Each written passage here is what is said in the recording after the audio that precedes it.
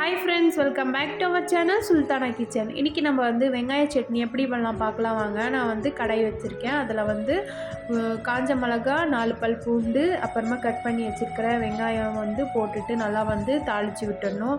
அப்படியே அந்த எண்ணெயிலேயே ரோஸ்ட்டு பண்ணிகிட்டே இருக்கணும், ப்ரௌன் ஆகிற வரைக்கும். அப்புறமா கொஞ்சமாக புளியும் ஆட் பண்ணிக்கலாம். கொஞ்சமாக குட்டியாக புளி எடுத்து ஆட் பண்ணிவிட்டு, அப்புறமா கருவேப்பிலை ஒரு கை அளவு ஆட் பண்ணிவிட்டு அதுவும் நல்லா மிக்ஸ் பண்ணிட்டுக்கலாம். இது நீங்களே எழுந்து உங்களுக்கு டைம் இல்லை பண்ணுறதுக்குன்னா இந்த மாதிரி சட்னி பண்ணி பாருங்கள். கொஞ்சம் நேரத்துலேயே ஒரு 5 மினிட்ஸ்லேயே பண்ணிடலாம். இது ஈஸியான சட்னி தான், நல்லாயிருக்கும். சாப்பிட்டாலும் நல்லா வதக்கி விட்டுட்டு அப்படியே அந்த ப்ரௌன் ஆற வரைக்கும் வதக்கணும். அப்போ தான் அந்த பச்சை ஸ்மெல் இருக்காது.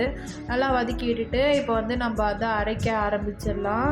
அரைக்கிறதுக்கு நான் ஜாரில் மாற்றிட்டு அரைச்சிட்டு வந்துட்டேன்.